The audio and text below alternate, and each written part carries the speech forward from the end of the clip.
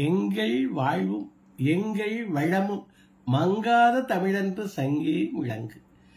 அன்பர் பணி செய்ய என்னை ஆளாக்கி விட்டுவிட்டால் இன்ப நிலை தானே வந்தெய்தும் பராபரம்.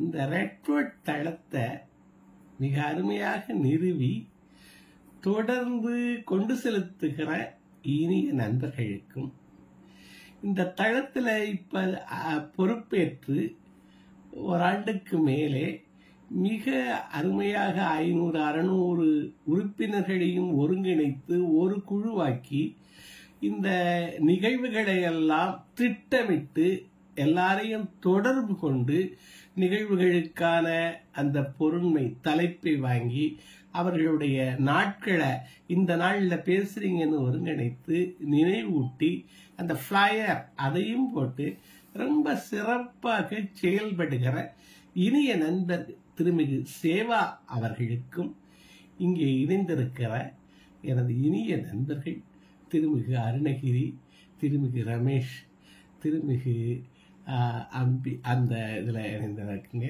திருமிகு மில்டன், திருமிகு ராஜகோபால் ஐயா மற்றும் அனைத்து நண்பர்களுக்கும் என்னுடைய அன்பான வணக்கத்தை முதல்ல தெரிவிச்சுக்கிறேன். இன்றைக்கு ஒரு சிறப்பான நூலை பற்றி ஒரு அறிமுகம் மாதிரி பேசலாம்னு என்றேன். இந்த நூலை ஹிடன் பொட்டன்ஷியல் இதுக்கு தலைப்பு. ஒவ்வொரு இடமும் நம்மிடம் கண்டுகொள்ளப்படாத பொட்டன்ஷியல் இருக்கு.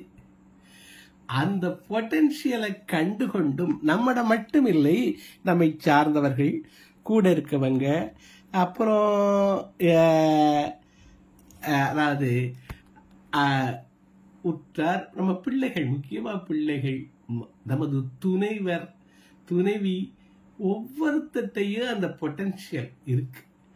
அந்த மறைந்திருந்ததை வெளிக்கொணர்கிற போது நம்மகிட்டயே இருக்க ஒரு அவேர்னஸ் சொல்றோம், செல்ஃப் அவேர்னஸ் சொல்றோம், ஸ்வாட் அனாலிசிஸ் சொல்றோம். ஸ்ட்ரென்த் என்ன, நம்மளுடைய ஸ்ட்ரென்த் என்ன, நம்மளுடைய விருப்பங்கள் என்ன, அதுவே நமக்கு தெரியல. நம்முடைய பேஷன் என்ன, அதை கண்டுபிடிக்கிறதுக்கு ஒரு வழி சொல்றாங்க. அதை அடுத்து சொல்றேன். அதாவது அதுகளை நம்ம கண்டுபிடிக்கிற போது நம்ம பேஷன், நம்மை ஒட்டி இருக்கிறவர்களுடைய பேஷன், அதை தூண்டுவதற்கு நம்மளாலேயும் முடியும். நம்மளும் வளர்ந்து நம்மை சேர்ந்தவர்களையும் வளர்வது. இந்த ரெட்ஃபோர்ட் மாதிரி தளங்கள் நிறைய பேரை வளர்த்து விடுகிறது என்கிறது ஒரு மிக உண்மை. நான் கண்கூடாக கடந்த 3-4 வருடங்களாக இதோட ஆரம்பத்திலிருந்தே பயணிக்கிறேன். இதுல ஒரு சாதாரணமாக ஒரு பேசுவதற்கே தயங்கி வந்தவர்கள் இன்று மிக அருமையான கதை சொல்லிகளாக பல புத்தகங்களை மனம் கொள்ளுமாறு எடுத்துரைக்கிறவர்களாக பரிணமித்திருக்காங்க. என்னுடைய ஸ்கில்ஸே மேம்பட்டிருப்பதாக நான் காண்கிறேன். நான் ஒரு தமிழ் இலக்கியங்கள் அந்த மாதிரி தான் முதல்ல படித்தேன். அதற்கப்புறம் ஒரு பயிற்சி துறையில் இருந்ததுனால பயிற்சி சம்பந்தமாக தான் பார்த்தேன்.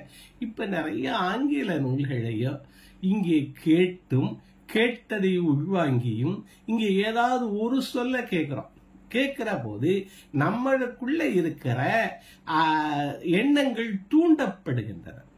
அப்ப அது ஹிடன் பொட்டன்ஷியல் நம்மகிட்ட இருக்கிறத தூண்டி விடுது. ஏதோ ஒரு சொல் இங்கே அன்றைக்கு அவர் ஒரு இது ஹூ மூட் மை சீஸ் அப்படின்னு நண்பர் பேசுறாங்க. அயலகத்திலிருந்து சித்ரா என்று நினைக்கிறேன். அவங்க பேசுனாங்க. அவங்க இன்னொரு நூலை சொன்னாங்க, மேஸ் அவுட் அப்படின்னு ஒரு நூலை சொன்னாங்க. நான் அப்புறம் அதை போய் தேடுறேன். இது 2 அதை அவரே எழுதுறார். யாரு? ஸ்பென்சர் ஜான்சன் அவருடைய நூல்கள். அதை தேடுகிற போது அடுத்தது ஒரு இதெல்லாம் ஹிடன் பொட்டன்ஷியல் மாதிரி தான் தோண்டி தோண்டி எடுக்கிறோம் லேர்னிங்ல. அடுத்தது எதை தேடுறேன், அவர் ஐஸ்பர்க் இஸ் மெல்டிங். இது முழுவதும் ஜான் கோட்டர் எழுதுனது. இந்த நூல்கள் எல்லாம் எதை பத்தி பேசுது? சேஞ்ச் மேனேஜ்மெண்ட் அதை பத்தி பேசுது. நான் ஒரே ஒரு பொரிய கேட்டது ஹூ மூடு மை சீஸ் ரொம்ப நாளைக்கு முன்னாடி கேட்டிருக்கோம். ஆனாலும் அதை ரொம்ப கவனமா அதை பார்க்கறேன். இங்கே பார்த்தபோது நான் அடுத்தது வரிசையா அந்த 3 நூல்கள் இப்ப நான் பள்ளிகளில் இந்த school to college S to C அப்படின்னு சில பயிற்சிகள் எடுக்கிறேன். அப்ப இந்த 3 நூல்களை வச்சு எப்படியெல்லாம் சேஞ்ச் ஆகுது, எது எதுல அவங்களுடைய பிள்ளைகளுடைய ஃப்ரெண்ட்ஸ்ல சேஞ்ச் ஆகுது. அங்க இருந்தது ஒரு ஸ்கூலு, இங்கே காலேஜுக்கு வந்துருச்சு, ஃபர்ஸ்ட் இயர் ஸ்டூடெண்ட்ஸ். அதுக்கப்புறம் ஸ்கூல் டு காலேஜ், அதுக்கப்புறம் அவங்களுடைய ஃபினான்ஸ் வேற மாறுது, ஃபெய்த் இவ்வளவு நாளாக நினைச்சுக்கிட்டு இருக்கிறது இங்கே மாறுது. அப்ப 5F அதையெல்லாம் சேர்த்து பேச முடியும். அப்ப நம்மகிட்ட இருக்க இந்த பொட்டன்ஷியல்ஸ் நிறைய இருக்கு. அதை எப்படி கண்டுபிடிக்கிறது, அதற்கு எதை எதை வச்சு அதை வெளிக்கொணர்றது, இதுகளையெல்லாம் இதை எழுதியவர் இந்த ஹிடன் பொட்டன்ஷியலுடைய ஆசிரியர் ரொம்ப ஃபேமஸான ஆசிரியர், நிறைய பேருக்கு கேள்விப்பட்டவரே ஆடம் கிராண்ட். இவரே ஒரு ஆர்கனைசேஷனல் சைக்காலஜிஸ்ட், ப்ரொஃபஸரு. வார்டன் அப்படிங்கிற வார்டன் ஸ்கூல், பென்சில்வேனியா ஸ்கூல்ல, அந்த காலேஜில், அந்த யூனிவர்சிட்டி அந்த பகுதியில் ஸ்கூல் தான் சொல்றாங்க, அங்கே எல்லாம் கல்லூரிகளை கூட. அதுல ப்ரொஃபஸரா இருக்காங்க. அவருடைய பெருமைகள் இல்லை, அவரை பற்றி தெரிஞ்சா நிறைய வியப்பா இருக்கும் உங்களுக்கு. பெஸ்ட் செல்லர்ஸ் நூல்கள், பல நூல்கள் எழுதியிருக்காரு. திங்க் எகைன், இதுகளெல்லாம் தேடி பார்க்கலாம். அதுக்காக இந்த நூல்களை சொல்லிட்டு போறேன். திங்க் எகைன், அதாவது நினை, மீண்டும் நினை அப்படிங்கிறார். நமக்கு வள்ளுவம் சொல்லுது, கற்க கசடர கற்பவை கற்றபின் கற்க சொல்றாரு. மீண்டும் மீண்டும் கற்றபின் கற்க என்ன இருக்கு, நிறைய விஷயங்கள் இருக்கு. கற்றபின் கற்க, கற்க கசடர கற்க கற்பவை கற்க, போக்கஸ் லேர்னிங் சொல்றாங்க. அதுக்கு பின்னு கற்றபின் கற்க சொல்ற. திங்க் எகைன், மறுபடியும் நமக்கு பல இது மனசுல இருக்கு, இதெல்லாம் தலைப்பு வச்சு சொல்றேன். அத அந்த மறுபடியும் நினைத்து பார்த்தல், அசை போடுதல் நம்ம பேசணும். என்னுடைய பேச்சு யூடியூப்ல இருக்கு, அசை போடுதல் வினதித்தன்னு போட்டா. நம்ம எப்பவும் அசை போட்டுக்கிட்டே தான் இருக்கோம். பலதை நினைத்து பார்த்தல், திங்க் எகைன் அப்படின்னு ஒரு புத்தகம். அடுத்தது கிவ் டேக், இதான் வாழ்க்கை. கிவ் டேக் அப்படின்னு ஒரு புக்கு. அடுத்தது ஒரிஜினல்ஸ். அடுத்தது த கிஃப்ட் இன்சைட் த பாக்ஸ். ஒரு பாக்ஸ் இருக்கு, உள்ள என்ன இருக்கு, எல்லாமே அந்த ஹிடன் பொட்டன்ஷியல் மாதிரி மேனேஜ்மெண்ட் தாட்ஸ் தான் அவர் சொல்றாரு.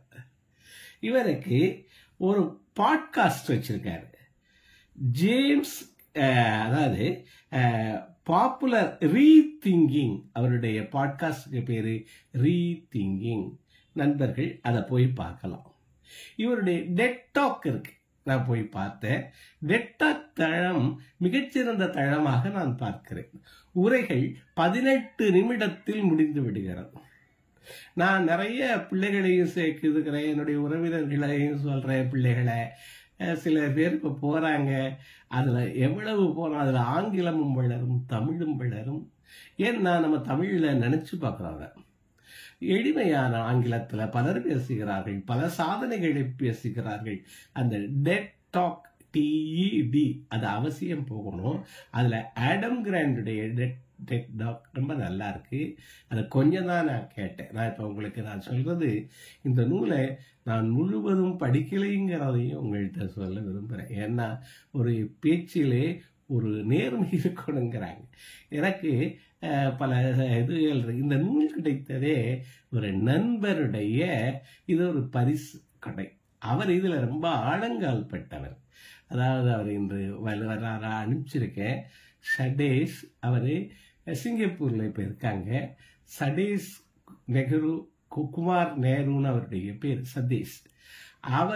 அவருடைய நண்பர் பூபதிங்கிறவங்கள இந்த நூலை பல முறை டிஸ்கஸ் பண்ணியிருக்காங்க.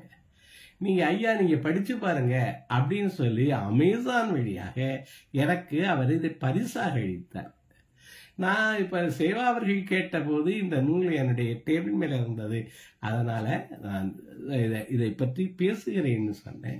ஆனாலும் எனக்கு சில உடல்நல சிக்கல்கள், பல சிக்கல்களால நான் இந்த நூலை முழுவதுமாக படிக்கவில்லை. அதனுடைய தலைப்புகளை பார்த்தேன். அந்த தலைப்புகள் தந்த சிந்தனைகள் மேலோட்டமாக பார்த்த இதை ஆழ்ந்து படிக்கணுங்கிறது நான் ஒப்புக்கொள்ள வேண்டிய ஒரு விஷயம். இந்த நூலை நீங்களும் படிச்சுட்டு மறுபடி அடுத்த முறையும் கூட இது ஒரு டிஸ்கஷன் மாதிரி நம்ம வச்சுக்கலாம். இப்ப இந்த நூல்ல அடுத்தது அவரு என்னது ரீதிங்கிங் அப்படிங்கிற பாட்காஸ்ட் நிறைய இருக்கு அவருடைய. அப்புறம் world's 10 most influential management thinker அப்படின்னு அவரை சொல்றாங்க. இவ்வளவு 40 வயதிற்குள்ளே அவர் அடைந்திருக்கிறார். Adam grand. என்ன 40 வயதுக்குள்ள? ஃபார்ச்சூன் உங்களுக்கு தெரியும், பணக்கார பட்டியல் போடுவாங்க, அதெல்லாம் போடுவாங்க. அந்த ஃபார்ச்சூன் 40 அப்படின்னா 40 வயதிற்குள் சாதித்த 40 பேர்களில் இவருடைய பெயர் இருக்கு. இப்பொழுது 43 வயது அவருக்கு ஆகுது. இதுல என்னென்ன, அப்புறம் அவர் உடம்பையும் கட்டுக்கோப்பாக ஜூனியர் ஒலிம்பியாடுல ஸ்பிரிங் போர்டு டைவர்ஸ், அதே மாதிரி பல சயின்டிபிக் அச்சீவ்மெண்ட் அவார்ட்ஸ் எல்லாம் வாங்கியிருக்க. இதெல்லாம் ஆடம் கிராண்ட பத்தியும் அவருடைய நூல்களை பத்தி. இந்த புத்தகத்துல ஹிடன் பொட்டன்ஷியல்ல 9 சப்ஜெக்ட் பேசுறார். ஒன்னு ஸ்கில்ஸ் ஆஃப் கேரக்டர், அதுல 3 பேசுறார். ஒன்னு greatness of comfort.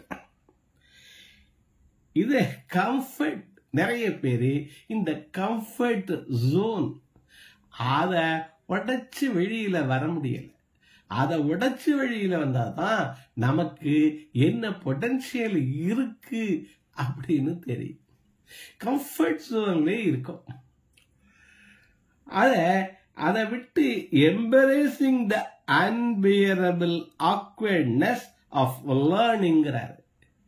Embarrassing the unbearable awkwardness of learning.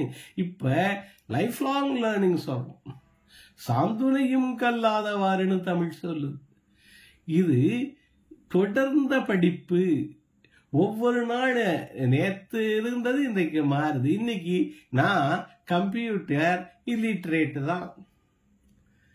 அது எத்தனையோ மாற்றங்கள் நான் கற்றுக்கொள்ள வரும்னா, இப்ப ஆடியோவை வீடியோ ஆக்குறது எனக்கு சேவா அவர்கள் சொல்லி கொடுத்தாங்க. அவங்களா கத்துக்கிட்டு நான் பேசுகிற இப்ப இந்த உரைய இன்னொரு டெலிபோனை வச்சு இன்னொரு இன்ஸ்ட்ருமெண்ட் கருவியை வச்சு நான் இப்ப ரெக்கார்ட் பண்ணிக்கிட்டு இருக்கேன். இத நம்ம என்ன ஆக்கணும், வீடியோ ஆக்கினாதான் யூடியூப்ல எல்லாம் போட முடியுது. அதை அவங்க சொல்லி கொடுத்தாங்க. என்னால் அது முழுவதும் கற்றுக்க வரல. அப்புறம் என்னுடைய பேரை இன்ஜினியரிங் படிக்கிற பையன், அவன்கிட்ட கேட்டேன். அவன் கொஞ்சம் சொல்றான். இருந்தாலும் என்னால் கத்துக்கிறதுக்கு கஷ்டமா இருக்கு. தினம் இவங்க உதவியே கேட்டுக்கிட்டு இருக்கேன். இது ஆக்வர்ட்னஸ் இன் லேர்னிங். எனக்கு நான் சேவாவர்களிடம் கொடுத்து இதை மாற்றி வாங்குவதோ அல்லது என்னுடைய பேரன்கிட்ட கொடுத்து மாற்றி வாங்குவதோ எனக்கு எளிதா இருக்கு. நான் மறுபடியும் அதை போய் கத்துக்கிட்டேன்னா எனக்கு எவ்வளவு இவர்களுடைய உதவி இல்லாமல் நான் இன்னும் கூட அதிகமாக என்னுடைய பேச்சுக்களை ஒரு ரெக்கார்ட் பண்ணி, அதாவது ஆடியோ இருக்கிறத நான் பல இடங்கள்ல ஸ்கூல்ல எல்லாம் எடுக்கிற போது போனை கையில வச்சுக்கிட்டு ஆடியோ ரெக்கார்ட் பண்ணிக்கிறேன். அதை நான் வீடியோவாக மாற்றி ஷேர் பண்ண முடியும். அந்த அந்த அந்த அந்த லேர்னிங் அது என்ன கம்ஃபர்ட் ஜோன். எனக்கு இப்ப என்ன இருக்கு, யாராவது சேவா உதவுவாங்க, நம்ம பையன் பேரை உதவுவான் அப்படின்னு நினைச்சுக்கிட்டு இருக்கேன். இது அதை தூக்கி உள்ள வெளியில போடணுங்கிறாங்க. இந்த கம்ஃபர்ட் ஜோன் எல்லாருமே அதை விட்டு உடைச்சு வர்றது. அப்புறம் building the capacity of observe and adapt, இது 2வது சொல்றேன். அதாவது ஹியூமன் ஸ்பான்சஸ் SPONGS, இது ஒரு கடல்வாழ் உயிரினம். இந்த ஸ்பஞ்சுங்கிறது அது இப்ப நாணல் மாதிரி. எதுக்கு இப்ப பெரிய மரங்கள் கூட புயல்ல விழுத்துது. அந்த நாணல் அந்த எல்லாவற்றையும் அந்த காத்தையெல்லாம் அப்சர்வ் பண்ணி வழிந்து கொடுத்து மறுபடி நிமிர்ந்து நிற்கிறார். நாணல் போல இது ஒரு கடல்வாழ் உயிரினம். இது அந்த சேஞ்சஸுக்கு அடாப்ட் பண்ணிக்குது, அதை அப்சர்வ் பண்ணிக்குது, உள்வாங்குது. இன்னும் எத்தனையோ காலமாக 1000 ஆண்டுகளாக வாழ்ந்திருக்கு அந்த கடல்வாழ் உயிரினல் SPONGS. நீங்க பார்த்திருக்கலாம். அதுக்கு என்ன சொல்றாரு? Building the capacity of observe and adapt சொல்றாரு. இந்த கம்ஃபர்ட் ஜோனை விட்டு ஏன் வரமாட்டேங்கிறா? அப்புறம் 3வது த இம்பர்ஃபெக்ஷனிஸ்ட். இந்த முதல் 3 பகுதிகளை நான் இப்ப சொல்லிட்டேங்க. முதல் பகுதி அந்த கம்ஃபர்ட் ஜோன், அதை விட்டு வெளியில வர்றது ஆக்வர்ட்னஸ் ஆஃப் லேர்னிங். அது என்னென்னலாம் கம்ஃபர்ட்டா இருக்கவனுக்கு நம்ம அப்படியே இருந்துக்கிறோம் அப்படிங்கிறது. இவனை தூக்கி போடணுங்கிறாங்க. நீச்சல் அடிக்கணும்னா அந்த கம்ஃபர்ட்டை விட்டு அந்த தண்ணிக்குள்ள குளிர்ல இறங்கத்தான் வேணும். இது எனக்கு இந்த தலைப்பை வைத்து எழுந்த சிந்தனைகளையும் நூலிலே மேலோட்டமாக பார்த்தவற்றையும் உங்களுக்கு பகிர்ந்துகிட்டு வரேன். 3வதாக த இம்பர்ஃபெக்ஷனிஸ்ட் அப்படிங்கிறது ரொம்ப முக்கியமா சொல்றாரு. Finding the sweet spot between flat and flawless. நம்ம என்ன பண்றோம்? தப்பாயிரமோ ஃப்ளாலெஸ்ஸா செய்யணும்னு நினைக்கிறோம். நான் ஒரு நூல் பகிர்ந்துகிட்டேன், டூ இட் ஸ்கேர்ட் அப்படின்னு. டூ இட் ஸ்கேர்ட், அச்சங்கள் 7 அடித்து தள்ளுன்னு அதை பேசுறோம். 7 விதமான அச்சங்கள்ல முதல் அச்சம் பர்ஃபெக்ஷனிஸ்ட்ங்கிறாரு. அவன் என்ன சொல்றான்? நான் எதையும் செஞ்சா பெர்ஃபெக்டா செய்வேன், செமையா செய்வேன். நீங்க பார்த்தீங்கன்னா ஆனா தொடங்கவே இல்லையே. இவரு இந்த புத்தகத்துல ரொம்ப முக்கியமாக சொல்லுவது தொடங்குங்கிறது தான். அதாவது done is better than perfect. Done is better than perfect. இது எங்க எழுதி இருக்கா? இவனுடைய ஃபேஸ்புக் அந்த மார்க்குடைய இதுல எழுதி வச்சிருக்காரு அவர். Done is better than perfect. இந்த பெர்ஃபெக்ஷனிஸ்ட் எதுக்கு எடுத்தாலும் ஏன் செய்யல? இந்த டூ இட் ஸ்கேர்ட்ல 7 விதமான அச்சு உணர்வுகள் சொல்றாங்க. எங்கிட்ட போதுமான டேட்டாஸ் இல்ல. தொடங்காமல் இருப்பதற்கு காரணங்கள் வெற்றியாளர்கள் ஒருபோதும் காரணங்கள் தேடுவதில்லைங்கிறாங்க. நான் காலையில வாக்கிங் போகாம இருக்கிறதுக்கு வாக்கிங் போகணும் அப்படிங்கிறது எனக்கு மனதிலே அது செய்யணும்னு இருக்கு. ஆனால் மனம் பல காரணங்களை கண்டுபிடிக்குது. இந்த கம்ஃபர்ட் ஜோன்ல இந்த குளிருக்கு போத்திக்கிட்டு உட்கார்ந்து இருக்கிறதுக்கு என்னென்னலாம்? மழை தூறுது, அங்கிட்டு சகதியா இருக்கும், அங்க நாய் துரத்துது. பல காரணங்களை மனம் கண்டுபிடிச்சு நான் கம்ஃபர்ட் ஜோன்ல இருக்கிறதுக்கு எனக்கு அது என்ன கொடுக்குது? ஒரு உரம் கொடுக்குது. கம்ஃபர்ட் ஜோன்ல இருக்க நீ ஜஸ்டிஃபை பண்ணிக்கிட்டே இருக்கு. சொல்லுகிறார்கள், நாம் நமது குற்றங்களுக்கு அட்வொகேட் ஆகிறோமாம், அடுத்தவர்களுக்கு ஜட்ஜ் ஆகிறோமாம். அடுத்தவர்கள் செய்வதற்கு அவர்கள் இதை செஞ்சிருக்கப்படாது. நம்ம ஜட்ஜ்மெண்ட் கொடுத்துக்கிட்டே இருக்குமா அடுத்தவனுக்கு. நமக்கு அட்வொகேட் ஆகிறான். அதனாலதான் செஞ்சேன், இதனாலதான் செஞ்சேன், அவன் திட்டான், அதனால எனக்கு கோவம் வந்துருச்சு. நான் பல என்னுடைய குறைகளுக்கெல்லாம் நான் என்ன பண்றேன்? அந்த காரணங்களை கண்டுபிடிச்சு என் மனசை நானே சமாதானம் ஆகிக்கிறேன், எனக்கே அட்வொகேட் ஆகிக்கிறேன். அப்ப என்ன எதனால செய்ய மாட்டேங்கிறாங்க? பெர்ஃபெக்டா செய்யணும். பெர்ஃபெக்டா செய்யறதுக்கு டேட்டா வேணும், நான் இன்னும் படிக்கணும், இன்னும் அறிஞ்சுக்கணும், அப்படிலாம் நினைச்சு தொடங்கவே இல்லைங்கிறாரு. இவ்வளவையும் அறிந்து கொண்டு தொடங்கியவனுக்கு ஒரு மேப் போட்டு காமிக்கிறாரு. அறிந்து கொண்டு தொடங்கியவன் எவ்வளவு பார்க்கறான், தொடங்கிட்டான், அவன் அறிஞ்சுக்குவான்ல. சொல்லுவாங்க, there is nothing is perfect, towards perfection தான் இருக்கு. நம்ம செய்ய செய்ய அது என்னத்தை கொடுத்தது, எப்படி செய்யணுங்கிறத கொடுக்குது.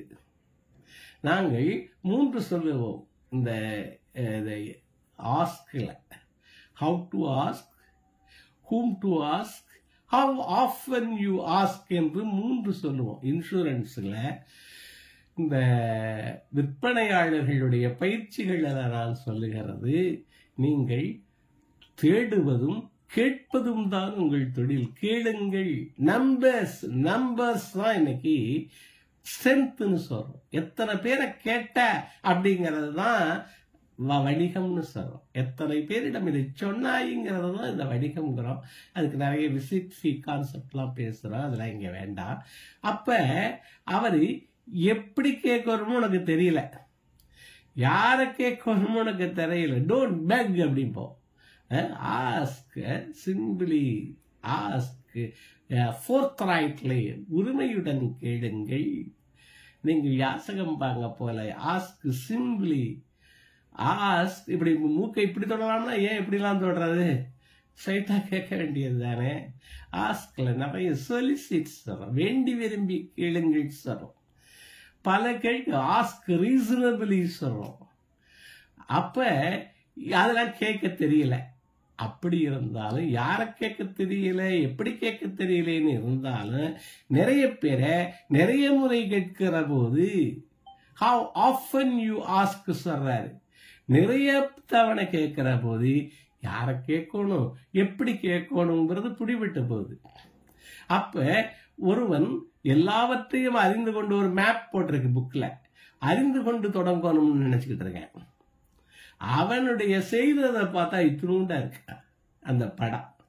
ஒருத்தன் உடனே தொடங்கிட்டான், அவன் நிறைய செய்யறான். இங்கே பிளாஸ் வரத்தான் செய்யும், அதிலிருந்து கற்றுக்கொள்ளுங்கள். Accept and improve upon from that அப்படிங்கறதா தொடங்கு அப்படிங்கறதா முக்கியமானதா சொல்றாங்க. த இம்பர்ஃபெக்ஷனிஸ்ட். அப்ப ஏன் தொடங்காம இருக்கும்? அந்த ரூட்ஸனுடைய 7 அச்சங்களில் ஒண்ணு ஃபெயிலியூர். தப்பா போயிருச்சுன்னா போனா என்ன, எத்தனையோ முறை எழுந்து தானே. அப்ப ஆலமரத்துல வர்ற ஒரு விதை மீனுடைய சினையை விட சின்னதா இருக்குங்கிறான். அந்த ஆலமர விதையில தான் அணிதேர் புரவி படை எவ்வளவு பேருவாலும் தங்குற அளவு நிழல் கொடுக்குது. சரி, அந்த பழத்துல இருக்க எல்லா விதையும் மரம் ஆயிருச்சுன்னா இந்த உலகம் என்ன ஆயிரும்? எல்லாம் வேஸ்டட் எஃபர்ட்ஸ் சொல்றாங்க. நமக்கு இன்றைக்கு பிள்ளைகள் ஃபெயில்யூரை பார்த்தா அஞ்சுது. அதுக்கு கத்தே கொடுக்கல, நமக்கு இல்லைங்கிறதே சொல்லல, வாங்கி வாங்கி அழுகுது, உடனே கொடுத்துட்றோம். அப்ப அவன் என்ன நினைக்கிறான், எனக்கு கிடைச்சிடும்.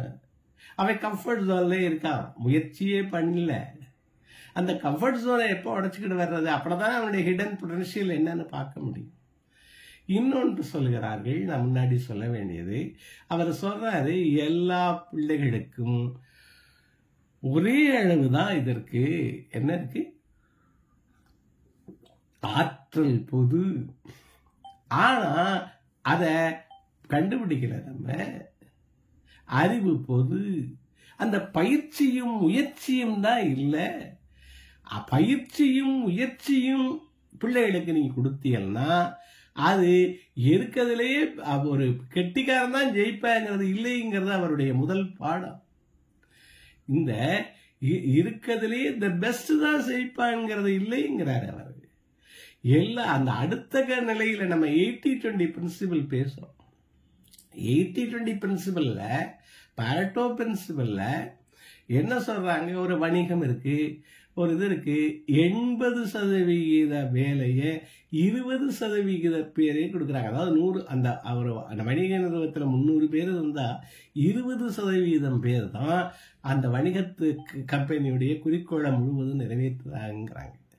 குடும்பத்திலோட 5 பேர் இருந்தா ஒருத்தர் தான் வருமானம், 5 பேர் வீட்டில் பிள்ளை இருந்தா ஒருத்தர் தான் வேலை செய்கிறாங்க. எல்லாருக்கும் நான் அன்னைக்கு தோசைக்கதை சொன்னேன். அவங்க ஒருத்தரே தான் பண்றாங்க.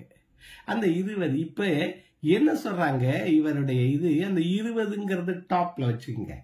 இந்த 80ல கவனம் கொடுங்கிறது முக்கியமானது. ஹிடன் பொட்டன்ஷியல் என்ன சொல்றாரு, இந்த 80 இருக்கு பாத்தீங்களா, 20ல நீங்க நான் நிறைய வணிக நிறுவனங்கள்ல பார்க்கறது உண்டு. மீண்டும் இன்சூரன்ஸ்லயே நான் இருந்ததுனால அதை சொல்றேன். 20% முகவர்கள் மிகச்சிறப்பாக வேலை செய்யறாங்க. இந்த மேலாளர் இந்த 20% தான் மறுபடியும் அவருடைய கவனத்தை கொடுக்கிறாரு. ஜாயின்ட் காலு அந்த 20% தான் போறாரு. இவர்கள் என்ன சொல்றாங்க, மிச்சம் இருக்கு 80%, அங்கதான் இருக்கு பொட்டன்ஷியல். அவனை இந்த 20%க்குள்ள கொண்டாடணும், அவன்கிட்ட கவனம் செலுத்துங்கிறாங்க. இந்த 50 to 80 இருக்கான் பாருங்க, அவன்கிட்ட கொஞ்சம் கவனம் செலுத்தினா அவனை அந்த 20க்கு அந்த 80க்கு மேல கொண்டாட முடியும். அவன் தன்னாலே ஓடிடுவான். நாங்க இப்ப என்ன பண்றாங்க, நம்ம மேலாளர்கள்லாம் இவற்றிருந்த வணிகம் வருது, அவரோடைய ஜாயின் கால் போறது, அவரோடைய பெரும்பகுதியான நேரத்தை செலவழிக்கிறது. மிச்ச இது எல்லா இடத்துலயும் இருக்குங்கிறேன். நீங்க எங்கே வேணும்னாலும் ஒரு வீடா இருந்தாலும் அந்த அடுத்த உழைக்க கூடும். ஆனால் சில சோம்பலால நம்ம வீட்டிலேயே ஒரு பிள்ளை உழைக்க மாட்டேங்குதுன்னா அதுக்கு கொஞ்சம் மறுபடி கொடுங்க, நீங்க முன்மாதிரியா நடந்துக்குங்க. இந்த அண்டர் டாக்ஸ் அப்படின்னு சொல்றாங்கல்ல, அவங்கள அந்த அடுத்த நிலையில இருக்கிறது, அங்கே பொட்டன்ஷியல் இருக்கிறது, அந்த டாப்லயே இருக்கணுங்கிறது இல்லை அப்படின்னு சொல்றாரு. இதுல கடைசியில சொல்லுகிற போது ஒரு கல்வி முறை சொல்கிறாரு. இப்ப பின்லாண்டுடைய கல்வி முறை ரொம்ப சிறந்ததுன்னு சொல்றாங்க. அந்த கல்வி முறையில என்ன, 6-7 வருடங்கள்ல தான் அவங்க கல்வி பள்ளியே போறாங்க. ஒரு ஆசிரியரை தான் அந்த 20 பிள்ளைகளுக்கு அவர்கள் ஒரு நிலை, அதாவது ஒரு கடைசி வரைக்கும் அவர்களோட இருக்காங்களாம். இருக்கிறதுனால அவங்களுடைய அந்த பிள்ளைகளுடைய ஹிடன் பொட்டன்ஷியலை அவங்க தெரிஞ்சுக்கிறாங்களாம். இப்ப நம்ம இதுல ஒரு வகுப்புக்கு ஒருத்தர் வர்றாரு, எங்க பள்ளிக்கூடங்கள்ல எல்லாம் அவரு கிளாஸ் டீச்சராகவும் இருப்பாரு, ஆங்கிலம் எடுப்பாரு, அப்புறம் சோசியல் ஸ்டடீஸ்க்கு வருவார், ஆங்கிலம் எடுக்கிறவர் சில பேர் சயின்ஸுக்கு சில வகுப்புகளுக்கு வருவாங்க. அப்படியெல்லாம் இருந்தாங்க. அவங்களுக்கு நாங்க படித்தது 40 பிள்ளைகள் தான். எங்கள்ல இருக்க திறமைகளையும் திறமையை ஊக்குவிக்கப்பட வேண்டியவர்கள் எல்லாம் தமிழாசிரியர் மிகவும் ஊக்குவிச்சிருக்காரு. கண்டுபிடிச்சு ஊக்குவிச்சாங்க. அது மாதிரி அங்கே பின்லாந்து இப்ப அப்படி இல்லை. இப்ப பெரிய ஸ்கூலு, பெரிய கடல் மாதிரி இருக்கு. ஆசிரியர்கள் 30 பேர் 40 பேர் இருக்காங்க, மாற்றி வருகிறார்கள். ஆனா பின்லாந்து முறை ஒரு பிள்ளைகள், ஒரு செட் ஆஃப் பீப்புள் சின்ன கிளாஸ்ல இருந்து உயர்கல்விக்கு மேல அந்த பள்ளியை விட்டு போகிற வரை ஒருவருடைய கவனிப்பிலேயே இருக்கிறார்கள் அப்படின்னு சொல்றாங்க. அந்த யாராவது அங்க கண்டுபிடிக்கணும், அதுக்குதான் அதை சொல்றேன். இது அந்த மாதிரி அவர் சொல்றாரு. அப்ப அவை கம்ஃபர்ட் ஜோன்ல உட்கார்ந்துருக்கானா, சோம்பேறியா இருக்கிறது கம்ஃபர்ட் ஜோன் தான். மடி மறவி துயில் 4 கெடுநீரா இருக்கலாம் காமக்கலன்னார். இது பூராமே சோம்பல் இருந்து வெளிவருகிறது தான் நம்மளை விட.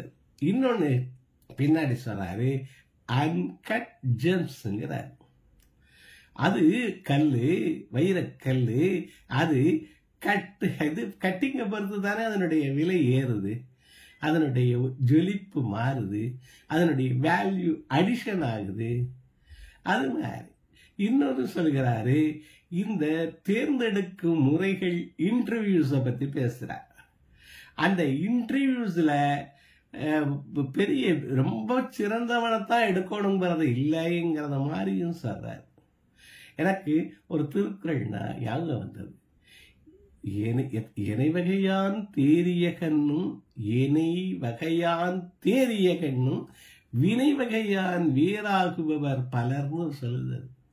நீங்க என்ன டெஸ்ட் வைங்க, ஒரு முதல்ல ஆப்டிடியூடு என்னென்னமோ டெஸ்ட் வைக்கலாம், எழுத்து தேர்வு, அப்புறம் குரூப் டிஸ்கஷன், நேர்காணல், இவ்வளவுலாம் வச்சு தேர்ந்தெடுத்தால அவனுடைய செயலால வேறுபடுபவர்கள் இருக்கிறார்கள்னு திருக்குறள் சொல்லுது. வினை வகையான் வேறாகுபவர் பலர் எனை வகையான் தேடி கண்ணும். அப்ப இந்த தேர்வு முறைகள் அவர் சொல்றாரு பல வித்தியாசங்கள் இருக்கு, அதுகளெல்லாம் கொஞ்சம் கவனமாக, சாதாரணமாக இருந்தால் கூட தேர்வு பண்ணணுங்கிறாரு, வாய்ப்பு கொடுத்து பாருங்கிறாரு. பெர்ஃபெக்ட் தான் இல்லைங்கிறது மாதிரி இதுல பேசுறாரு. அதற்கு அந்த கம்பெனிக்கு அஃபர்டபிலிட்டி இருக்கணும்ல, அப்படிலாம் தேர்ந்தெடுக்கிறதுக்கு இருந்தாலும் இது அந்த மாதிரியும் எடுக்கலாம். இப்ப டாப்னு வச்சுட்டு கொண்டாடாம மொத்தமாக கேட்டு வெவ்வேறு முறைகளிலும் தேர்ந்தெடுக்கிற முறைகளிலும் சில மாறுதல்கள் வர வேண்டும்னு அவர் சொல்றாரு. நீங்களும் உங்க மனதுகளில் இது மாதிரி தோன்றுகிறத இங்கே பகிர்ந்து கொள்ளும் நினைக்கிறேன். இந்த நூலை ஆழமாக படித்தவர்கள் என்னை விடவும் இங்கு இருக்கலாம். நீங்களும் உங்களுடைய கருத்துக்களை சொல்லுங்க. அப்ப இந்த இம்பர்ஃபெக்ஷனிஸ்ட் நிறைய சொல்றோம். அப்ப எதனாலையெல்லாம் பண்ணல, பெர்ஃபெக்ட் பண்ணணும்னு நினைக்கிறோம், ஃபெயில்யூர் அப்படின்னு நினைக்கிறோம், அடுத்தவங்க சிரிப்பாக நினைக்கிறோம், சில சமயங்கள்ல செல்ஃப் ரிஜெக்ஷன் பண்ணிக்கின்றோம். அதாவது ஒரு ஒரு இதுல அவுட்காஸ்ட் சொல்றாரு. அதாவது ஒரு விற்பனையாளர்களுக்கான ஒரு அரங்கு, அதுல கௌரவிக்கப்படுகிறார்கள். அப்படி மனைவியோடு வரலாம்னு இருக்காங்க. ஒருவருடைய மனைவி நான் அங்க வரல, ஏன்னா அங்க இருப்பவங்கெல்லாம் ரொம்ப நுனிநாக்கில் ஆங்கிலம் பேசுவாங்க, உடைகள் எல்லாம் வெவ்வேறையா இருக்கும், அருமையா வெவ்வேறு மாடர்னா இருக்கும், நான் இந்த சேலையெல்லாம் கட்டிக்கிட்டு வரல அப்படின்னு. இப்ப அங்கே எல்லாரும் சாதாரணமா தான் இருந்தாங்களா. அவர் சொன்னார், அந்த மனைவி கலந்துக்கலைன்னு ரொம்ப வருத்தப்பட்டாரு. இது ஏன் செல்ஃப் ரிஜெக்ஷன், இது அவுட்காஸ்ட் அவங்களே பண்ணிக்கிறாங்க. அப்ப இது அங்க இருக்கத அவர்களே உணரல. இதற்கெல்லாம் ஊக்குவிக்கணும் அப்படிங்கறது தான் இந்த நூலுடைய ஒரு இது. அடுத்தது என்ன சொல்றாரு,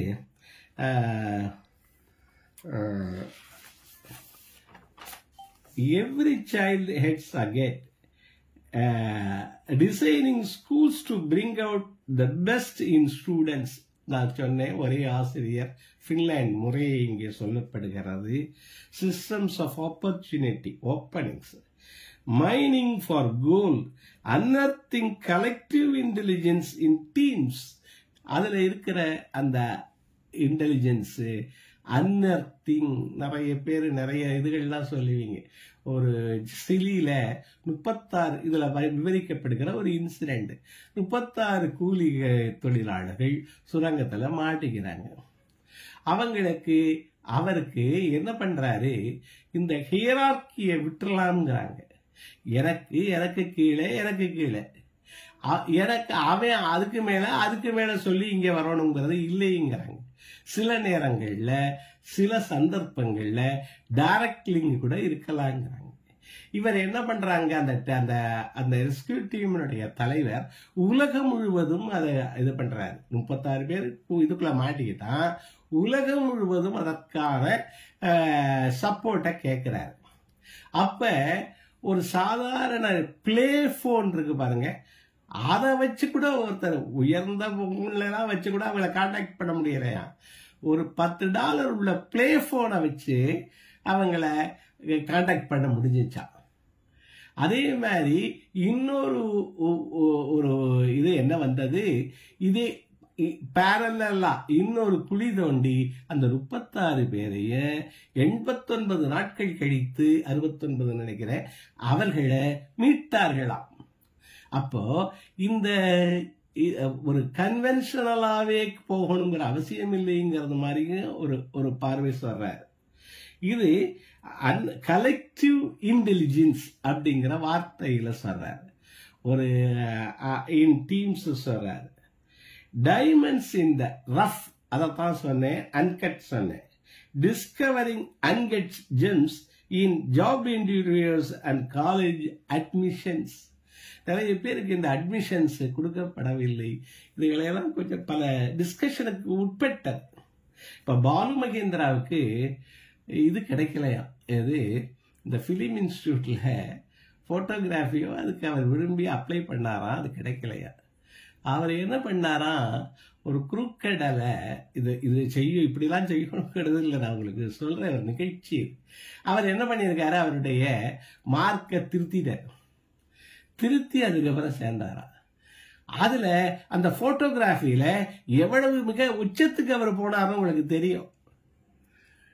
அவரு அதாவது அந்த அட்மிஷனுக்கு உங்களுக்கு சொல்ல வர்றேன், அவரு அந்த பெருவிருப்பம் அவருக்கு இருக்கு. ஒருத்தன் திருத்துறான் மாட்டிக்குவோம்னு தெரியுது, இருந்தாலும் ஏன் திருத்துறான், அந்த பேஷன் அதுல அப்படி இருக்கு. அவ்வளவு அந்த பேஷன் தான் இங்க முக்கியங்கிறது மாதிரி நூல் சொல்லுது. ஒருத்தனுடைய பேஷனை கண்டுபிடிக்கிறதுக்கு அந்த வழிகள் நான் சொன்னேன். பேஷனை கண்டுபிடிக்க ஒரு வழி, நான் படித்த வழி, இந்த போன ஒரு பீரியட் வச்சுக்கோங்க, ஒரு மாதம். இந்த ஒரு மாதத்துக்குள்ள நம்ம பேஷனை நம்மளே கண்டுபிடிக்கிறது. நம்ம எதற்கு செலவழித்தோம் பணத்தை, இந்த உணவு தவிர மற்ற எசென்சியல்ஸ் தவிர எதற்கு செலவழித்தோம், நேரமும் பணம் தான். அதை கண்டுபிடிச்சா நம்ம பேஷன் என்னன்னு கண்டுபிடிக்கலாமா. இப்ப நான் சிறுக கட்டி பெருகவாய் அப்படிங்கிற ஒரு சித்தாந்தத்துல வந்தவன். 1 rupee saved is 1 rupee earned அப்படிங்கிற சித்தாந்தம். நான் இது இப்படிலாம் சொல்றது என்னன்னு தெரியும். கஞ்சைன்னு வச்சுக்கங்களேன், ஓரளவு. அதாவது வேண்டியதுக்கு தான் ஒரு, வேண்டாததுக்கு ஒரு பைசா கூட செலவழிக்கிறது. ஆனாலும் போன மாதத்துல 1100 ரூபாய்க்கு புத்தகங்கள் வாங்கியிருக்கேன். அப்ப என்னுடைய பேஷன் இந்த புத்தகங்கள் படிக்க முடியல. இப்ப முன்னாடியெல்லாம் எதை பார்த்தாலும் ஒரு ஆசை இருக்கும் படிக்கணும்னு. இப்ப எல்லாம் யாரை பார்த்தாலும் பழகணும்லாம் ஆசை இருக்கு. இப்ப கொஞ்சம் கொஞ்சமா குறையுது. அப்ப இந்த அது அப்ப பேஷன் இருக்குன்னு பார்க்கணும். இத்தனை மணி நேரம் நான் இந்த உங்களுடைய உரைகளை கேட்கிறேன், ஒன்று பேசுறேன் இல்லாட்டி கேட்கிறேன். அப்ப என்னுடைய பேஷன் அதுல இருக்கு.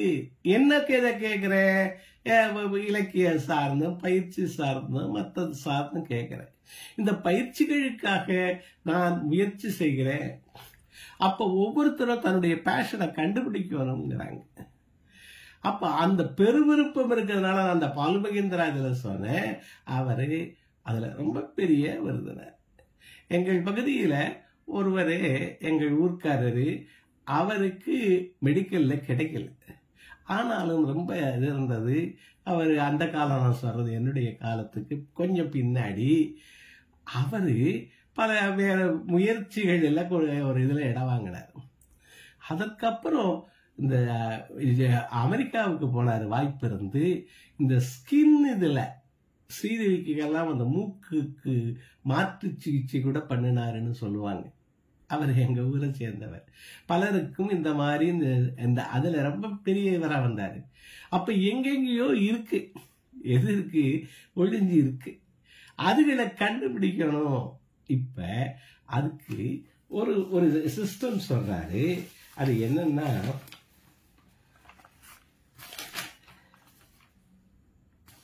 நம்ம இதுல இந்த முயற்சிகள்ல கெட்டிங் ஸ்டக் அப்படின்னு ஒரு முக்கியம் சொல்றாங்க.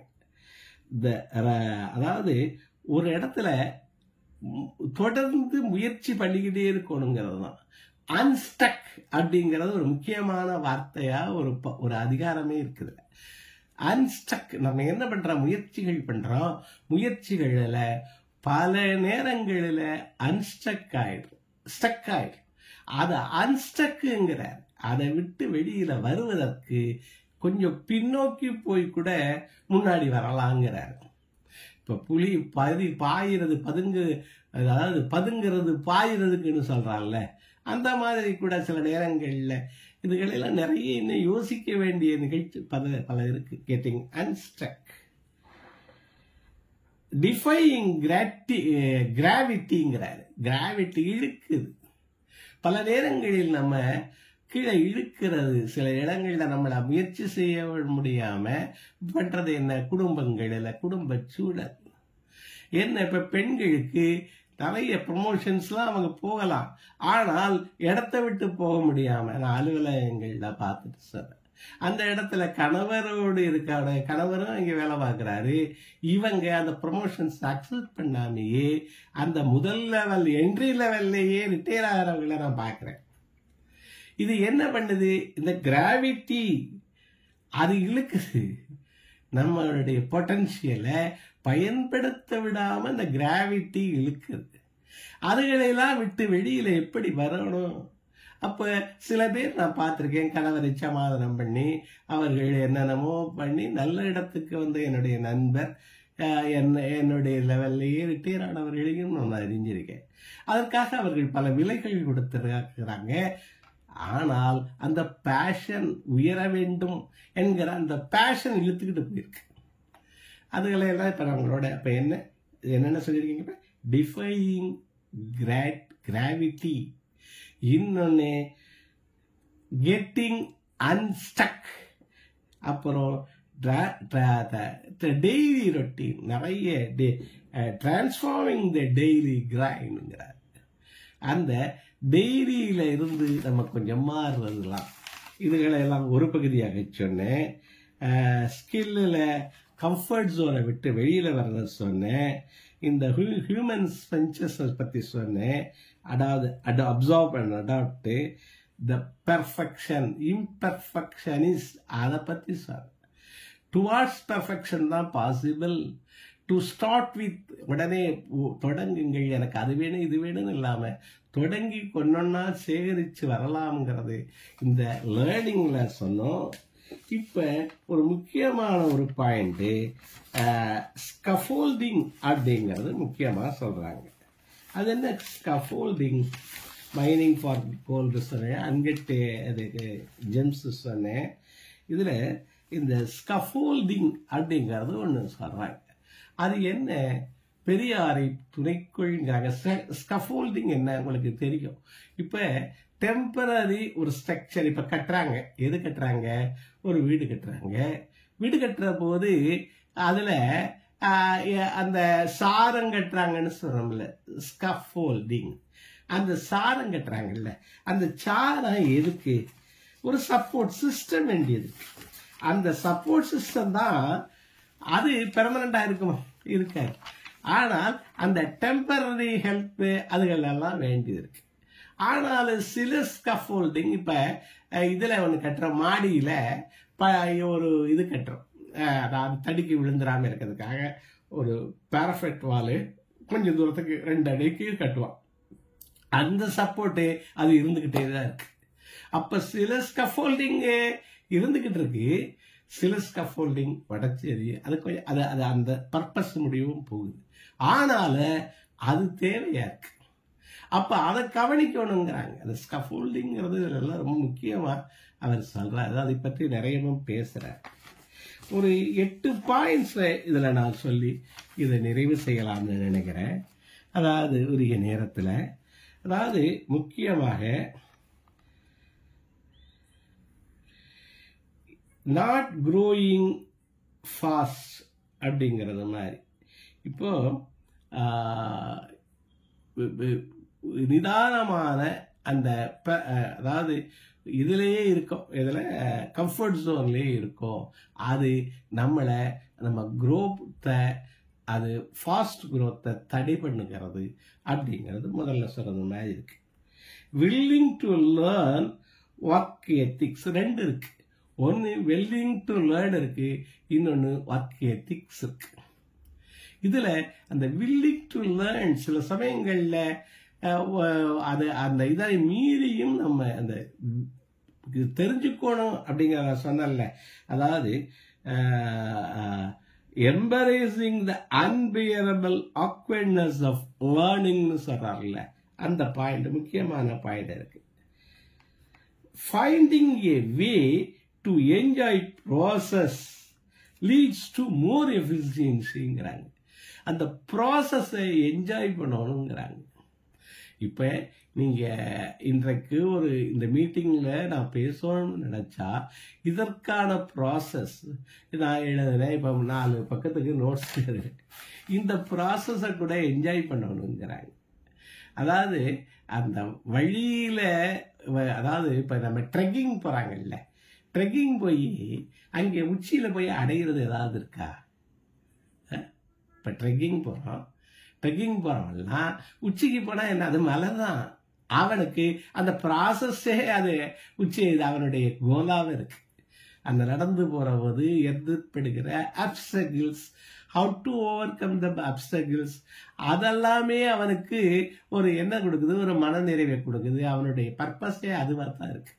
அப்போ ப்ராசஸை என்ஜாய் பண்ணுங்க அப்படிங்கிறது ஒரு முக்கியமான ஒரு கொள்கையாக இதில் வருது. அப்புறம்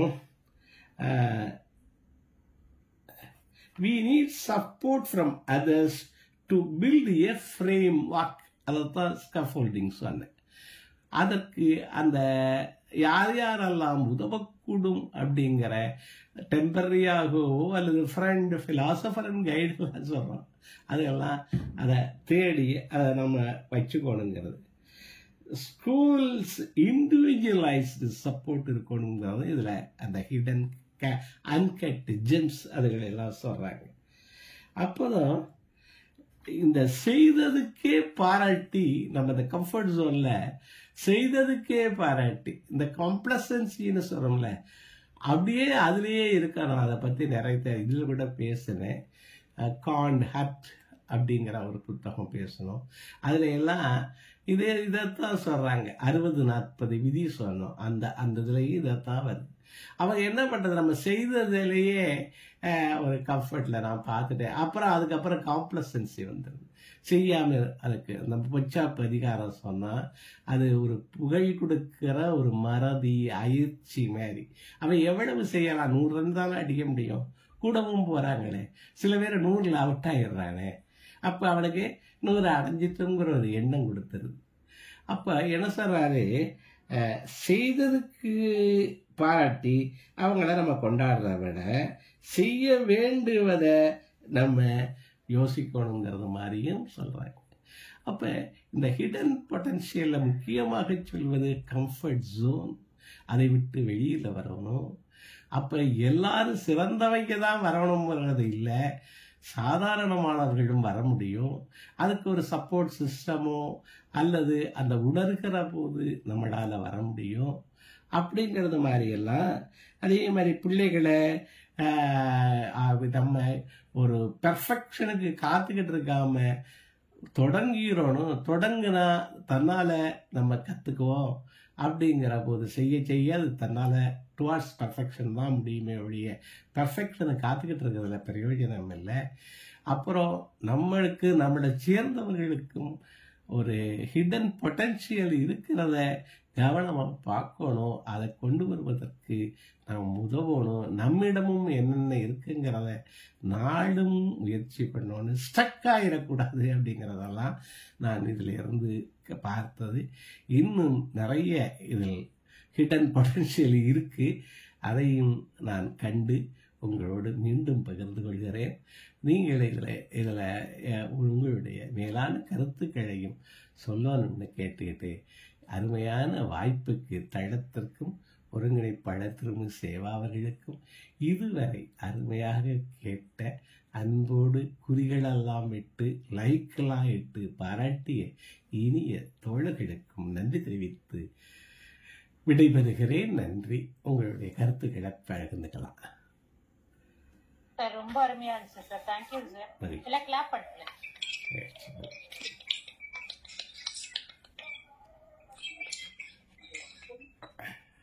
தேங்க்யூ. ரொம்ப நல்லா இருந்துச்சு சார். நான் இன்னைக்குதான் சொல்லிட்டு இருந்தேன். ஆக்சுவலா என்னோட அப்பா கிட்ட கம்ஃபர்ட் ஜோன்ல இருந்து நானே கொஞ்சம் வெளியில வரணும். நிறைய கம்ஃபர்ட் ஜோன்ல இருக்கிறதுனால அன்னைக்கு மகேந்திரன் சார் அவரோட ஸ்பீச்ல கூட சொன்னாங்க, இந்த மாதிரி கம்ஃபர்ட் ஜோனோட இருக்கிறதோட பிரச்சனையில இருந்தா நிறைய சால்வ் பண்ண முடியும் லைஃப்ல அப்படின்னு சொன்னாங்க. ஸோ அதை நான் இந்த இப்பையில இருந்து ஆரம்பிச்சு அடுத்த வருஷம் ஃபுல்லா பண்ணலாம் அப்படின்னு முடிவு பண்ணேன். அதுக்கேற்ற மாதிரி நீங்க இந்த டாபிக் கொண்டாந்தீங்க. ரொம்ப அருமையா இருந்துச்சு. Thank you sir. ரொம்ப சூப்பரா 10 பாயிண்ட ரொம்ப அழகா சொன்னீங்க. தேங்க்யூ. ஃபீட்பேக் கொடுத்தவங்க ஹேண்ட் ரைஸ் பண்ணுங்க, அந்த ஆர்டர்ல நான் கால் பண்றேன். ரமேஷ் நாகராஜன் சார் நீங்க பேசலாம். ரமேஷ் நாகராஜன் சார் நீங்க பேசலாம் சார். ஓகே, நன்றி. பெரியதேவன் சார் எப்பவுமே அப்படியே ஸ்லோவா ஒரு விஷயம் வந்து அழகா அப்படியே உள்ள கொண்டு போயிடுவாங்க. ரொம்ப அழகான ஒரு புத்தகம். எனக்கு ரொம்ப பிடிச்ச விஷயம் என்னன்னா, எப்பவுமே நம்ம அச்சீவ்மெண்ட் அந்த கோல் மட்டுமும் கிடையாது, ப்ராசஸ் கூட ஷுட் என்ஜாய் அப்படின்னு அந்த ட்ரெக்கிங் பத்தி சொன்ன விஷயம் ரொம்ப ரொம்ப எனக்கு பிடிச்சது. நம்ம மலை உச்சி அடையிறதுதான் அப்படிங்கிறது கிடையாது, கோல் மட்டுமே கிடையாது, அந்த ப்ராசஸ் கூட. அதுக்காக தான் நம்ம போறோம் இல்லையா, எவ்வளவு தடைகளை கூட நம்ம என்ஜாய் பண்ணணும் அப்படிங்கிறது வந்து ரொம்ப ரொம்ப ஒரு பிடிச்ச செய்தியா இருந்தது ரொம்ப. சோ எப்பவுமே தடைகள் வரும்போதுலாம் இந்த பாயிண்ட நான் ஞாபகம் வச்சுக்கிறேன் சார். ரொம்ப நல்ல ஒரு புத்தகம். எனக்கு புது தகவல், இந்த ட்ரெக்கிங்கிற விஷயங்கள் வந்து நம்ம அந்த கஷ்டத்துக்காக போறோமே இல்லையா, சோ கம்ஃபர்ட்டை விட்டு வெளியில போறதுக்கு தான் இந்த ட்ரெக்கிங். நான் கூட ஒரு 5 days ஃபாரஸ்ட்ல இருந்திருந்தேன், நீலகிரி ஃபாரஸ்ட்ல ட்ரெக்கிங் போய் ஒரு நாளைக்கு 20 கிலோமீட்டர் நடக்கும். ஸோ எனக்கு அதெல்லாம் இப்ப ஞாபகம் வந்து. Thank you. Thank you sir. Swaminathan sir நீங்க பேசுங்க. அண்ணா வணக்கம்.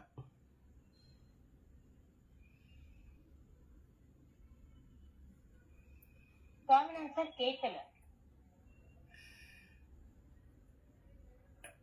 அவர் பெரும்பெரிய எழுதுவார்.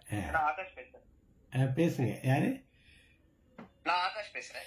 பேசுங்க ஆகாஷ் பேசுங்க. உங்க புக் ஷேரிங் பத்தி கேட்டு எனக்கு ரொம்ப எனக்கிட்டே சொல்ற மாதிரி இருந்துச்சு. எங்க நான் இருக்கேன், கம்ஃபர்ட் ஜோன்ல நான் வந்து ரொம்ப நாளா இருக்கேன். அது வந்து நீங்க என்ன சொல்றது, திரும்பி திரும்ப சொல்லும் போது நீங்க வெளியே வந்தாதான் மாற முடியும் அப்படின்னு சொல்லிட்டு எனக்கே இது சொல்ற மாதிரி இருந்துச்சு. நானும் உங்க கேட்டு இன்னும் புக்ஸ் படிக்கலாம் ஒன்னும் அந்த மாதிரி எல்லாம் தோண ஆரம்பிச்சு இன்னொன்னு ஆரம்பிக்கிறேன். Thank you for your sharing.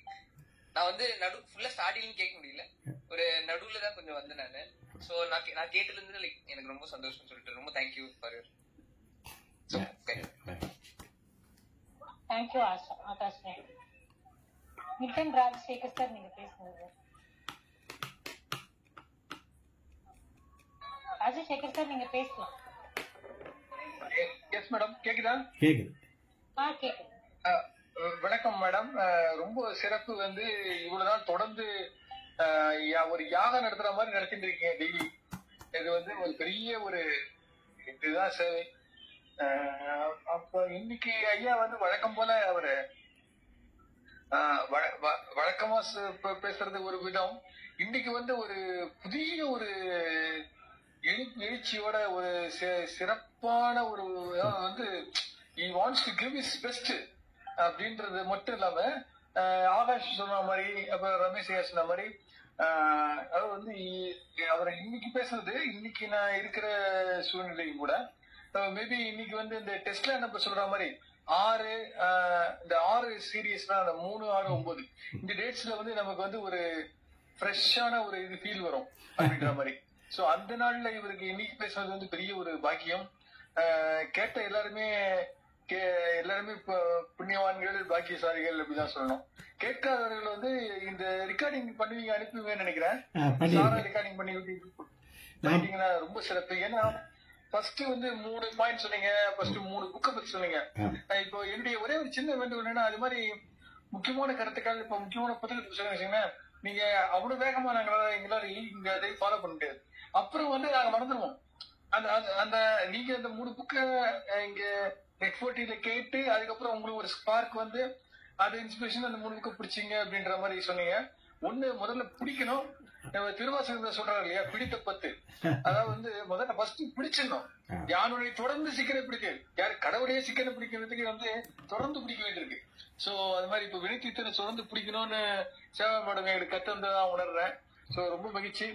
குறிப்பா வந்து ஒரு சப்போர்ட் சிஸ்டம் பத்தி சொல்றதும், அப்புறம் வந்து ஒரு நம்ம ரொம்ப பெரிய ஆளுங்க தான் இல்ல, இப்போ பெரிய ஆளுங்க அவங்கதான் முன்னுக்கு வராங்க, சாதாரணமான முன்னுக்கு வராங்கன்றது என்னுடைய உதாரணமா சொல்லலாம். ஆனா ஐயா சொன்ன மாதிரி இந்த அன்ஸ்ட்ரக் அடிக்கடி ஸ்ட்ரக் ஆயிடுறோம், அதுக்குதான் வந்து ஒரு சொல்யூஷன் செஞ்சுருக்காரு. ஒன்னு willing to learn, number 2 enjoy the process, number 3 வந்து சாராங்கிட்ட டெம்பரரியா ஏதோ அந்த பெரியோரை துணைகள் அந்த யார துணை கொள்ளணுமோ அது கரெக்டா. துணைன்றது வந்து பெரிய சர்வீஸ் வந்து ரொம்ப அழகா சொல்றாங்க. முதல் துணை, நிமிட துணை, இது மாதிரி எல்லாம் வரும். சோ இந்த துணைன்றது வந்து யார துணை கொள்ளணுமோ அவங்க மூலமா தான் அந்த ப்ராசஸ் எப்படி நடக்கும் அப்படின்னா, how with whom you are connecting with. அதான் தட் இஸ் வந்து ஒன்னு கண்டென்ட் நம்ம கிட்ட இருக்கலாம். இப்ப கண்டென்ட் கூட இப்ப சேவம் மாதிரி நமக்கு வாய்ப்பு கொடுத்தா நம்ம பேச முடியும். அப்பதானே நம்ம நேற்று சார் சந்திக்கிறதுக்கு வாய்ப்பு கிடைக்கும். நேற்று கதிரவன் சார் ரொம்ப அருமையா பாரதம் மகாபாரதம் பத்தி பேசினாங்க. சோ அது மாதிரி இன்னைக்கு வந்து ஒரு அடியன் செய்த சின்ன தவம் தங்களை சந்தித்த ஒரு இது நினைக்கிறேன். இந்த அன்ஸ்ட்ரக்ட் வந்து எப்படி வெளியே வருதுன்னு கொஞ்சம் சொன்னாங்க. அது வந்து ஒரு பாயிண்டா சொன்னீங்க. கிராவிட்டியில மாட்டிக்கிறோன்ற மாதிரி நம்மளை இழுக்கின்ற காரியங்கள் வந்து அது எப்படி ஐ வாண்ட் டு உதாரணத்துக்கு காலைல 3 மணிக்கு எழுதுக்கணும்னு நினைக்கிறேன் டெய்லி. இது கனவுல எனக்கு நடக்கிற ஒரு உடன்படிக்கைன்னு நினைச்சுக்கிறேன். ஆனா பெரும்பாலும் அதுல வந்து தோத்துறேன். How I can come out of I'm stuck with நீங்க சொன்னதுதான். காலைல எழுந்து இந்த வாக்கிங் போனான்னு நினைக்கிறேன், ஸ்டக் அப் ஆயிடுது. அப்புறம் குளிர்ல வந்து போர்வை இழுத்து போத்துக்கிறோம். சோ கொஞ்சம் ஒரு சில கருத்துக்களை சொன்னா அதுக்குதான் அந்த சப்போர்ட் சிஸ்டம் யாராவது இப்ப துணைவியாருடைய சப்போர்ட் சிஸ்டம் ஆகிக்கலாம். நானும் ஒரு யோசிக்கிறேன், உங்களோட சேர்ந்து தான் இதை பத்தி யோசிக்கிறேன். அதாவது ஒரு காட்ஜெட்ஸ் மாதிரி வச்சுட்டு அது அலாரம் அடிச்சா தலையில அடிச்சுடுவோம். இருந்தாலும் நம்ம வில் பவர் தான் முக்கியம்னு நினைக்கிறேன். நமக்கு அது உணரணுங்கிறது தான். இது ஒரு சிறப்பு கொடுக்கும், 4 பேர் புகழ்வது மாதிரி நான் ஒரு காரியத்தை என்னால் அந்த நேரத்தில் ஆற்ற முடியும்னா என்னுடைய உடலையும் உள்ளத்தையும் நான் நல்ல தூய்மையாகவும் வலுவாகவும் ஆக்கி கொண்டு அது உதவணும் அப்படின்னு நம்ம நினைச்சோம்னா நம்மளால முடியும்னு நினைக்கிறேன். அதாவது ஸ்டக் ஆயிடுச்சு, அப்ப என்ன பண்ணுவீங்க? கொஞ்சோண்டு எண்ணெய் போடுவீங்க அந்த இடத்துல. அந்த ஒரு மிஷினே ஸ்டக் ஆயிடுச்சுன்னா என்ன பண்ணுவீங்க? அல்லது அந்த இடத்துல ஒருத்தர் வந்து உதவக்கூடிய ஒரு மெக்கானிக்கை கூட்டிட்டு வந்து அதுக்கு ஒரு ஹெல்ப் பண்ண சொல்லுவோம். அதுகளையெல்லாம் நம்ம முயன்று பார்க்கறது. நம்ம வாழ்க்கையே என்னமோ ட்ரையல் அண்ட் எரர் அதுதான் எனக்கு தோணுது. அதை நம்ம மறுபடியும் முயற்சித்து முயன்று பார்க்கணுங்கிறது மாதிரி நினைக்கிறேன். மற்றவர்கள் இதுக்கு இது சொல்லலாம். இதுல இருக்கிற இனிய நண்பர்கள், ஐயாவுடைய கேள்வி விசக்காயிருச்சு, இழுக்குது, தலைகள் இருக்குது, அதுகளை விட்டு வெளியில வர்றது எப்படி? அப்ப ஒரு நோக்கத்தினுடைய சிறப்பு தான் நம்மளை இழுத்து கொண்டாடணும். அது எல்லாமே மனம் தானே. ரொம்ப மகிழ்ச்சி. இது மாதிரி திருப்பி நம்ம யோசிக்கிற போது நம்ம பண்ணலாம்னு நினைக்கிறேன். ரொம்ப மகிழ்ச்சி. நண்பர்களே இதுக்கு கான்ட்ரிபியூட் பண்ணுங்க. நன்றி. மூணு புத்தகம் என்னென்னா, முதல்ல ஹூ மூடு மை சீஸ், இதுதான் என்னுடைய பாலை கட்டியை நகர்த்தியது யாருன்னு இருக்கு. அது மஞ்சள் பப்ளிகேஷன்ஸ்ல எல்லாம் வந்திருக்கு. ஹூ மூடு மை சீஸ், அதாவது எனக்கு அந்த சீஸ் போயிருச்சேன்னு உருவக கதை. 2வது சேஞ்ச் மேனேஜ்மெண்ட்டுக்கு ஸ்பென்சர் ஜான்சன் எழுதினது. 2வது மேஸ் அவுட், அந்த ஒரு இதுக்குள்ள சிக்கிறது எப்படி வெளியில வர்றாங்க, சின்ன எலிகள் முயன்று வர்றாங்க, எழுதி வச்சுலாம் வர்றாங்க, அந்த மாதிரி இந்த கதை. அப்புறம் ஐஸ்பர்க், அவர் ஐஸ்பர்க் இஸ் மெல்டிங், ஜான் கோட்டருடையது. இந்த தலைப்பை போட்டா என்னுடைய பேரை போட்டா கூட 3 உரைகள் இருக்கு, இதுல யூடியூப்ல இருக்கு, பார்க்கலாம். நானும் ஷேர் பண்ணிக்கிறேன். மகிழ்ச்சி. சுவாமிநாதன் சார் இருக்கீங்களா? பேசுறீங்களா சார்? சுவாமிநாதன் சார் பேசுறாரா? நிச்சயமா நீங்க பேசுறீங்க. அனைவருக்கும் உற்சாகமான இரவு வணக்கம். ஹிடன் பொட்டன்ஷியல் கேட்க கண்டிப்பா கடவுள் கொடுக்க மாட்டாரு வாய்ப்புன்னு நினைச்சேன். அதே மாதிரிதான் வாய்ப்பு கொடுக்கல. நான் எப்பயுமே கம்ஃபர்ட் ஜோன்ல இருந்ததே இல்லை. எனக்கு எப்பயுமே பிரச்சனைகள் தான் இருந்திருக்கு. நான் அதை டேக்கிள் பண்றதுக்கான அந்த வில் பவர் நான் வச்சிருப்பேன். ஸ்டெக் ஆகுதுன்னா ஆயிட்டு போட்டுமே, ஸ்டெக் ஆனாதானே ஏதாவது ஒரு இது பண்ணணும். நான் உங்க செஷன் அட்டென்ட் பண்றதுக்கு வந்திருக்கணும், ஆனா வர முடியாத ஒரு சூழல். அந்த பஸ் போய் ஒரு கார்ல போய் அந்த காரோடைய கிளாஸ உடைச்சிருச்சு. ஆனா காரவங்களோட மிஸ்டேக். ஆனா இங்க கண்டக்டரும் டிரைவரோடைய கரெக்டா தான் போனாங்க. மேல ஏறி போனதுக்கு அவன் மேல ஏறிட்டேன். ஏறி ஒரு வழி பண்ணிட்டு இருக்காங்க. நானும் கந்த சஷ்டி கவசமும் கேட்டுட்டு வந்துட்டே இருக்கேன். ஹிடன் பொட்டன்ஷியல் கிடைக்கும். இந்த பொட்டன்ஷியல் எந்த பொட்டன்ஷியல் தெரியல. ஏன்னா பொட்டன்ஷியல் எனர்ஜி ஒண்ணு, கைனடிக் எனர்ஜி ஒண்ணு இருக்கும். அது ரெண்டும் சேர்ந்தாதான் டோட்டல் எனர்ஜி வரும்னு பிசிக்ஸ்ல மிஸ் நடத்தின அந்த NGHும் ½ mv² ஃபார்முலாவும் ஞாபகம் வந்துருக்கு. அப்ப இந்த புக்க ஒருத்தவங்க பரிசு கொடுத்திருக்காங்க. அதை நான் படிச்சுட்டு வந்து இங்க பிரசன்ட் பண்ண போறேன். அது என்னுடைய குறிக்கோள் அப்படின்னு நீங்க சொன்னப்ப HB எனக்கு ஏறின மாதிரி இருந்துச்சு. ஏன்னா ஹிடன் பொட்டன்ஷியல்ன்றது HB. நிறைய பேருக்கு BP தான் ஏறிட்டு இருக்குது, HB ஏறுற மாதிரி தெரியல. எங்க ஸ்டெக் ஆகுதுன்றத நம்ம கண்ணாடியில பார்த்தே ஒரு பேச்சு போட்டி பண்ணப்ப நம்ம பார்த்து பழகி இருக்கோம், நம்ம பேசி இருக்கோம். அங்க அப்பா இப்படி ஸ்டெக் ஆயிடுச்சே, இந்த இடத்துல இருந்து நீ வெளியில போகணும்னா அன்ஸ்டெக் அப்படின்ற அந்த வார்த்தை சொன்னது எனக்கு ரொம்ப பிடிச்சிருந்துச்சு. ஏன்னா நானும் ஒரு புத்தகத்தை படிக்கும் போது இந்த ஸ்டெக்ன்ற வார்த்தை எனக்கு ஓயாம வந்துகிட்டே இருந்தது. ஸ்டோக் வர்ற மாதிரிதான் நிறைய ஸ்டோக் நோய் எல்லாம் இருக்கும், கங்கா வழுப்பு வந்த மாதிரி. இந்த ஸ்டெக்கு வித்தியாசமா இருந்துச்சு. அதுலயும் ஒரு ஸ்டாக்னஸ்னு ஒரு வேர்டு பார்த்ததுண்டு. அது போய் நிக்கும், இந்த தேக்கம் அடைந்து அந்த நிலை ஆக்கமாகாம ஊக்கம் கிடைக்காம. நீங்க சொன்ன மாதிரி ஒய்ஃபை எழுப்ப சொல்லுங்க சார், மில்டன் ராஜ்சேஷ் சார். கண்டிப்பா போர்வைக்குள்ள இருந்து வேர்வை தான் வரும். பயத்துல ஏறி போய் நீங்க காலையில எக்ஸசைஸ் பண்ணுவீங்க. அந்த மாதிரி நல்லா இருந்தது. கேட்ட வரைக்கும் ரொம்ப அருமையா இருந்தது. ஓடி வந்து 7:45ல உட்கார்ந்தேன். 8:05 வரைக்கும் ரொம்ப அருமையா இருந்தது. நன்றி ஐயா. அந்த ஸ்டாக்னேஷனை பத்தி நான் எழுதி வச்சதை படிக்கல. when your performance stagnates, it typically gets worse before it gets betterங்கிறாரு. இப்போ ஒன்று ஸ்டாக்னேட் ஆயிடுச்சுன்னு வச்சுங்களேன், நம்ம சரியான முயற்சிகள் பண்ணி பண்றதுக்குள்ளாகவே அது என்ன ஆகுது, ஒர்சன் ஆகிட்டே தான் இருக்கு. அதனால இந்த ஸ்டாக்னேட்டு ஸ்டக்கு இதுகளெல்லாம் கொஞ்சம் ரொம்ப கவனம் இருக்கணுங்கிறாங்க. நம்ம கம்ஃபர்ட் ஜோன்ல ஸ்டாக்னேட் ஆயிட்டோம்னா ஒரு குட்டை மட்டை ஊறிச்சுன்னு வச்சுக்கோங்க, நாற்றம் எடுக்கும். ஓடுகிற தண்ணி தான் அது நல்லா இருக்கும். இந்த ஸ்டாக்னேட் ஆயிடுச்சுன்னு வச்சுக்கோங்க, அது என்ன ஆகும், இட் டிபிக்கலி கெட்ஸ் ஒர்ஸ்ங்கிறார். வர வர ஒர்ஸ் தான் ஆகும் பிஃபோர் இட் கெட்ஸ் பெட்டர். அதனால ரொம்ப கவனமா இருக்கணுங்கிறது இந்த ஸ்டாக்னேஷன்ல இருக்கு. ஸ்டக் நல்ல பாயிண்ட் சொன்னீங்க, தேங்க்ஸ். வெங்கடேஸ்வரி சொல்லுங்க, நீங்க பேசுங்க சார். அருமையான உரை, எப்பவும் போலவே மிக சிறப்பா இருந்தது. ரொம்ப மகிழ்ச்சி. எல்லாருமே சாரங்கட்ட முயற்சி செய்யணும். அருமை. ஏன்னா நம்ம மில்டன் சார் கேட்டதுக்கு எனக்கு ஒரு சின்ன என்னுடைய அனுபவத்தை சொல்லலாம்னு நினைச்சேன். ஏன்னா எப்பெல்லாம் ஸ்டக் ஆகுற போது நான் யோசிச்சு பார்த்திருக்கேன். ஸ்டக் ஏன் ஆகுறோம் அப்படின்னா, நம்ம எப்போதுமே லாங் டைம் கோல் தான் வைக்கிறோம். நான் முதல்ல என்னன்னா வருஷம் பூரா காலைல 3 மணிக்கு எந்திக்கணும், அந்த மாதிரி லாங் டைம் கோல் வைக்கும் போதுதான் நம்ம தோத்துடுறோம். ஆனா குட்டி குட்டி கோல் வச்சோம்னா அந்த ஜெயிக்கிறதும் வந்து நம்மளுக்கு ஒரு சந்தோஷத்தை கொடுக்கும். அது போது இப்ப 3 days மட்டும் 3 மணிக்கு எந்திக்கலாம், இல்ல 2 days மட்டும் 3 மணிக்கு எந்திக்கலாம்.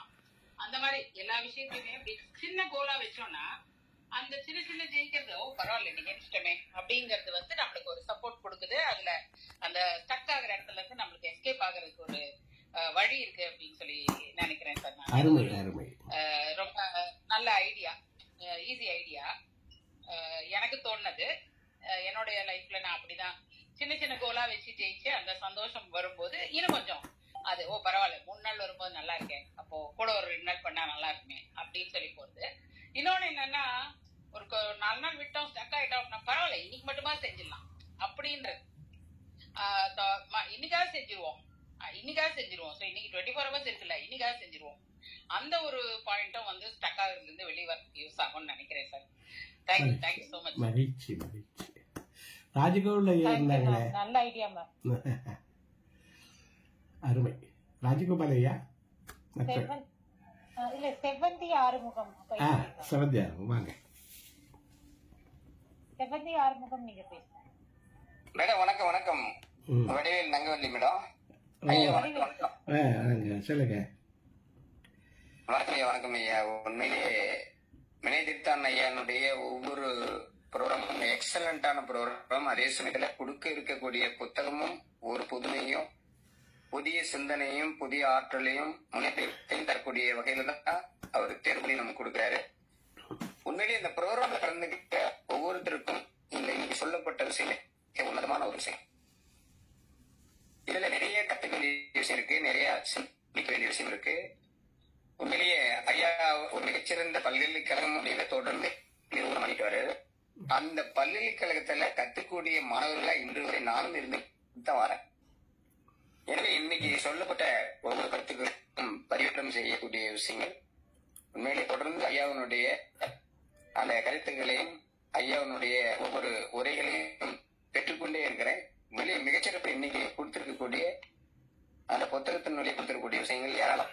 உண்மையிலேயே ஐயாவுக்கு மிக்க நன்றி. இந்த கருத்துக்கு மிக்க நன்றி. ஐயா மிக்க நன்றி, மிக்க நன்றி. நீங்க வந்ததுக்கு கருத்து சொல்லுங்க. தேங்க்யூ. நன்றி நன்றி தேங்க்யூ வடிவு. நன்றி. வேற யாராவது ஃபீட்பேக் கொடுக்குறீங்களா? வேற யாராவது பேசுறீங்களா? Thank you Vinitha sir. ரொம்ப மகிழ்ச்சி. நன்றி நன்றி நன்றி.